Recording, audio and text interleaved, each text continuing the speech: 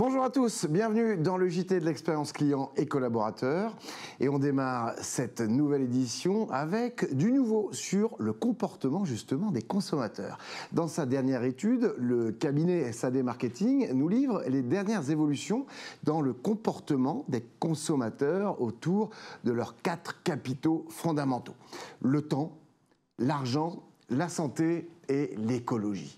Évolution impactée par les limites de moins en moins incontournables qui tiennent à la quadrature du cercle pour les marques. On y apprend que l'argent conditionne le comportement pour 93% des consommateurs, l'écologie à 78%, la santé à 77% et enfin le temps à 70%. Pour le capital temps, les clients semblent avoir trouvé le juste équilibre entre le déplacement en boutique de proximité et l'usage d'Internet, avec 80% des consommateurs qui restent attachés au magasin physique. Sans doute en lien avec l'activité sportive que 67% des interrogés de cette enquête déclarent faire de façon hebdomadaire. L'IA, peut-être bien que oui, peut-être bien que non. Associée à la 21e édition du podium de la relation client organisée par Kantar Insights et Bearing Point, une étude sur le rôle de l'IA générative dans la relation client a retenu l'attention de notre rédaction. Parce qu'on y apprend que la majorité des Français, à 56%, très exactement, attendent que les marques utilisent l'IA pour améliorer la relation client. Mais dans le même temps, ils sont 81% à exprimer des appréhensions négatives à son égard. Tout cela a rapproché du retour d'une dernière enquête KPMG qui démontre que l'expérience client est en berne. Avec la baisse significative de la satisfaction, beaucoup de marques voient dans l'IA une bouée de sauvetage. Encore faut-il que les clients s'en saisissent. Expérience patient maintenant au cœur d'un musée, la muséothérapie, est-ce que vous connaissez? Eh bien, le Louvre, Lens, dans le Nord, développe des démarches pour accompagner des patients suivis par le service psychiatrique du centre hospitalier de Lens. Des ateliers sont ainsi proposés autour de la découverte d'une œuvre avec une étape de méditation ou de relaxation, une phase d'écoute autour d'un texte en lien avec l'objet d'art et la possibilité d'un travail de peinture ou de dessin.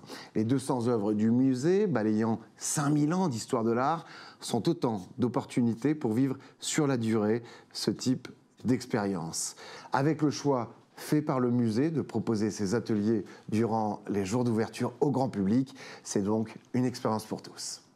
La cybermalveillance, attention à le vent en poupe, c'est la plateforme gouvernementale éponyme cybermalveillance.gouv.fr qui sonne le tocsin dans son rapport annuel paru le mois dernier. Une menace très élevée dans les interactions en ligne avec 2 terrains privilégiés par les escrocs, les faux conseillers financiers, plus 78% par rapport à l'année précédente, mais aussi une croissance des escroqueries sentimentales, plus 90% dans les signalements, avec la crainte exprimée par certains de l'impact de l'IA sur les capacités à augmenter encore plus la puissance de feu des aigrefins ainsi augmentée. Gageons que cette IA sera aussi augmenter les pouvoirs des gendarmes de la toile. Méga plainte maintenant contre Meta. Depuis fin 2023, les utilisateurs d'un compte Instagram ou Facebook qui refusent la collecte de leurs données personnelles doivent payer 9,99 € par mois à Meta. De quoi déclencher le mécontentement de 8 organisations de consommateurs en Europe, dont l'UFC Que Choisir en France, qui y voit une démarche forcée pour alimenter les approches marketing. Colère matérialisée par des plaintes déposées il y a quelques semaines pour dénoncer une démarche qui va aussi à l'encontre des règles de l'UE qui exigent notamment de limiter la collecte au strict nécessaire et ce en toute transparence. Les bagages de la colère sont-ils à la SNCF ? La SNCF a décidé de limiter le nombre et la taille des bagages à bord de ses trains. Le sujet étant un des irritants de l'expérience client de le parcours selon la Société nationale. Une décision qui sera appliquée avec délicatesse en privilégiant la pédagogie auprès des clients avant une application des pénalités à l'automne prochain en cas de non-respect des règles. Sur le même sujet, son homologue italien, Trenitalia, a dû faire marche arrière devant le tollé des associations de consommateurs transalpines.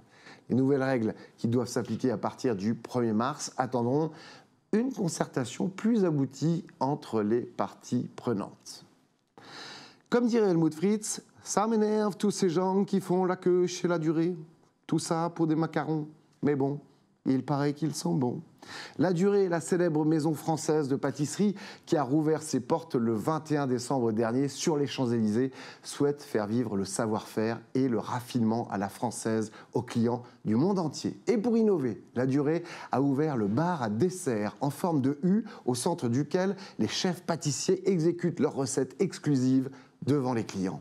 Au petit déjeuner ou à l'heure du thé, une expérience haut de gamme pour des clients gourmands. À l'étranger maintenant, maudit pourboire au Québec. Alors que les débats sont vifs en France sur le coût de la vie, l'impact de l'inflation, l'endettement du pays, une autre question se pose dans la belle province du Canada autour des pourboires. Un sujet qui a poussé les restaurateurs à lancer une enquête concernant des présumés pourboires excessifs demandés par les terminaux de paiement. Les terminaux qui affichent 20 à 30% de pourboires après taxes, alors que la profession recommande seulement 15%. La faute à la machine ? On ne sait pas ce qui a amené en tout cas un restaurant québécois à supprimer le pourboire tout en augmentant de 10% les prix de sa carte. Les clients semblent apprécier de payer dans le prix le service proposé par les employés qui ont de leur côté une gratification garantie. On va parler de la vie des affaires et des nominations maintenant.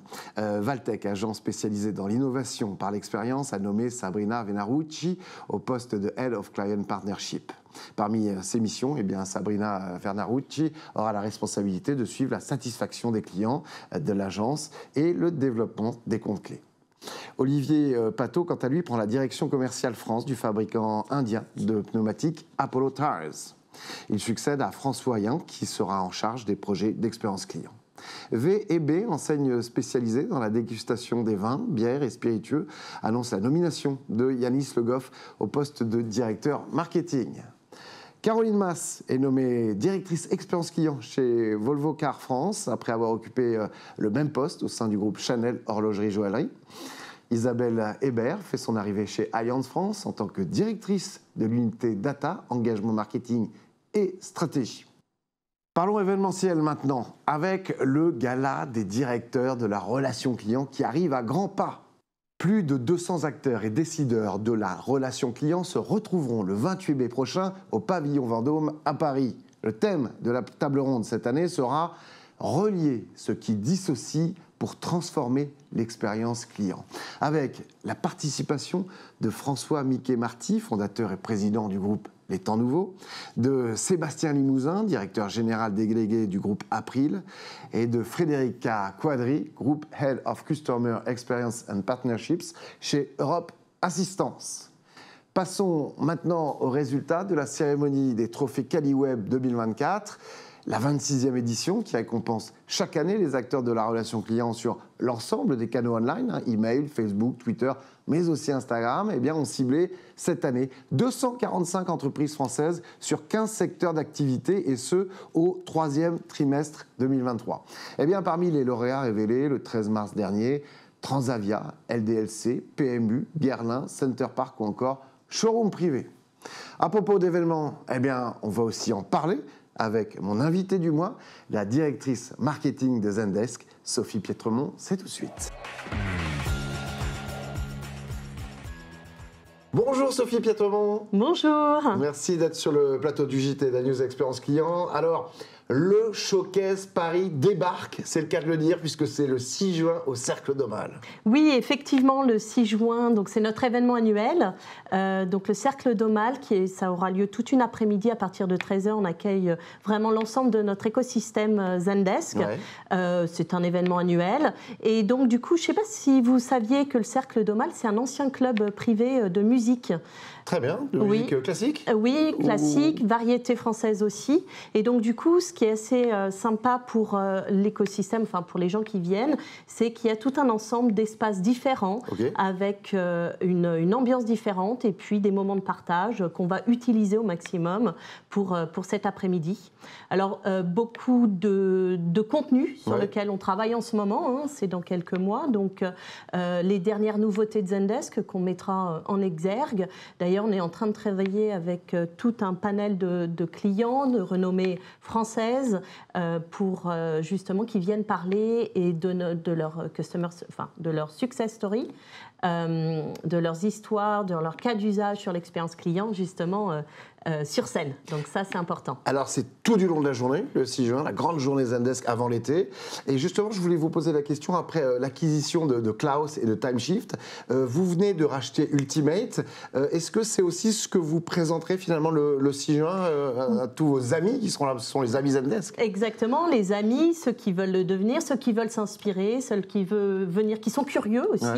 Ouais. Et donc, on va leur présenter, oui, les dernières nouveautés. Alors, il y a eu quelques rachats avant Ultimate, Klaus, TimeShift, mais également effectivement Ultimate, qui va nous permettre d'offrir un petit peu la plateforme d'expérience client la plus complète du marché. Parce que qu'est-ce que ça apporte Ultimate? Oui, voilà, justement, Ultimate, c'est vraiment tout ce qui tourne autour de l'IA générative sur les chatbots. Donc les chatbots deviennent encore plus intelligents et permet vraiment d'avoir un parcours pour le consommateur tel que vous et moi beaucoup plus humanisé parce qu'ils prennent l'IA Gen va prendre en compte l'ensemble du contexte mais va également proposer des parcours beaucoup plus approfondis pour l'utilisateur qui va l'utiliser. D'accord, donc ça fera partie des annonces, enfin vraiment des révélations du 6 juin.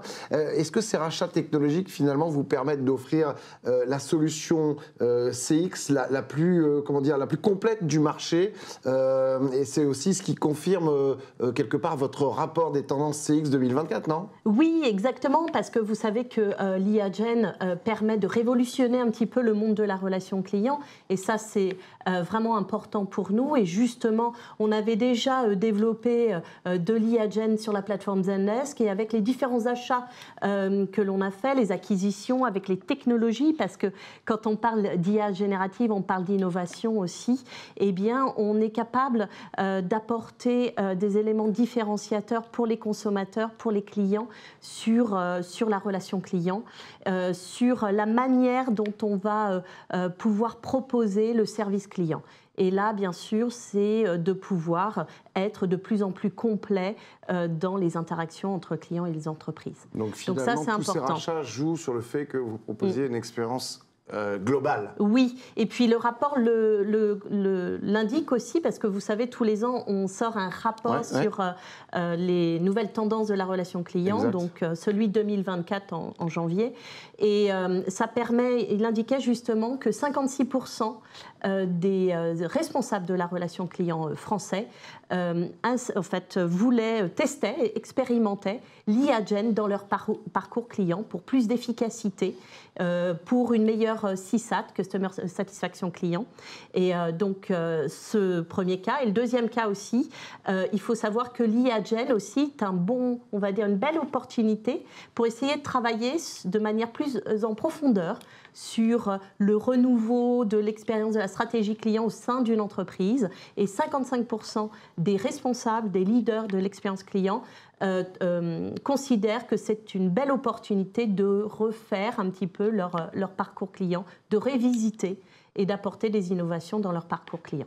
Donc voilà, c'est un petit peu, voici quelques chiffres que je partage avec vous pour justement mettre en exergue un petit peu ce que ce rapport met en avant. Bon, ben, rendez-vous le 6 juin, on en reparlera bien évidemment après. Tout à fait. Après l'IA Gen, on espère avoir l'IA Tarzan. Non, je rigole, c'est parce qu'on va parler cinéma. Sophie, si je vous dis, j'ai connu une Polonaise qui en prenait au petit déjeuner, il faut quand même admettre que c'est plutôt une boisson d'homme. Ça vous dit quelque chose? Ah, ça me dit quelque chose. Oui. Hein? C'est célèbre puisque ça vient des tontons flingueurs. Tout à fait. Eh bien, ça a un lien avec notre livre du mois. Vous êtes une lectrice assidue? Ah, j'aime beaucoup, oui. Eh bien, je vous conseille ce livre. Ça s'appelle Les tontons flingueurs. Leçon de management, justement.